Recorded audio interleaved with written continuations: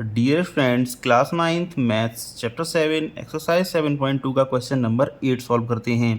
Question number 8 में हमको बोला गया है show that the angles of an equilateral triangle are 60 degree each. Means हमको प्रूव करना है या शो करना है कि किसी इक्विलेटरल ट्राइंगल्स के सभी एंगल्स का सम 60 डिग्री होता है।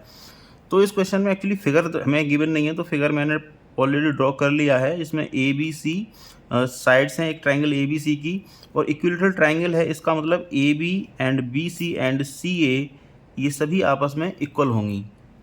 तो इस क्वेश्चन को सॉल्व करते हैं। लिखते हैं in triangle A B C, in triangle A B C हम पहले कोई दो साइड्स लेंगे। A B equal to A C लिख रहे हैं, A B equal to A C.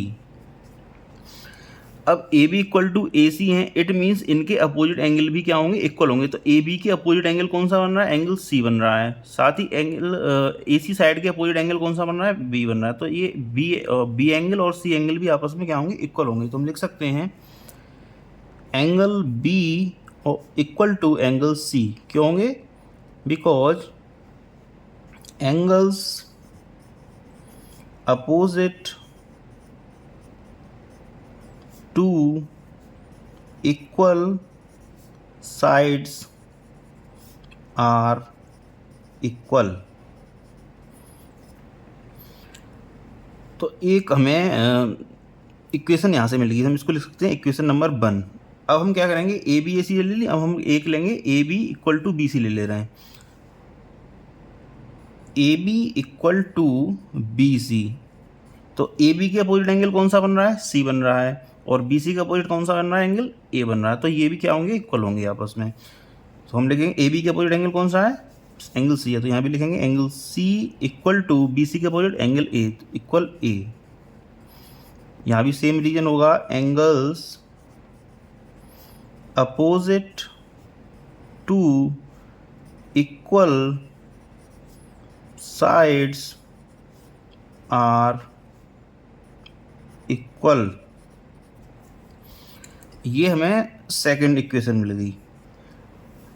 अब इनमें रिलेशन देखिए आप, angle B equal to angle C है और angle C equal to angle A है। इट मीन्स हम लिख सकते हैं angle A equal to angle B equal to angle C from equation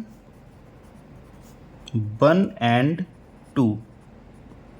फिर से समझ लीजिए, angle B equal to angle C है और angle C equal to angle A है। इट मीन्स ये आपस में तीनों ही इक्वल हैं, तो हम लिख देंगे angle A equal to angle B equal to angle C. अच्छा, किसी भी ट्राइंगल के सभी इंटीरियर एंगल का सम 180 डिग्री होता है। सो हम लिखेंगे in triangle A B C angle A plus angle B plus angle C equal to 180 degree. अब angle A equal to angle B equal to angle सी,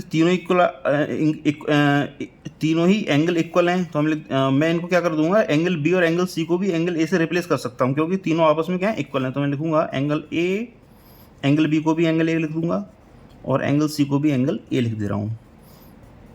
इससे क्या है कि एंगल ए इजीली निकल आएगा। 3 angle A equal to 180 degree. यहाँ से angle A आ जाएगा हमारा, एंगल ए इक्वल हो जाएगा 180 degree upon 3। It means angle A equal to 60 degree. जब एंगल ए 60 डिग्री है तो एंगल बी और एंगल सी भी क्या होंगे, 60 डिग्री के हो जाएंगे, क्योंकि angle A, angle B, angle C क्या है, इक्वल हैं। So hence angle A equal to angle B equal to angle C equal to 60 degree. यही हमको क्या करना था, प्रूव करना था। तो थैंक यू वेरी मच।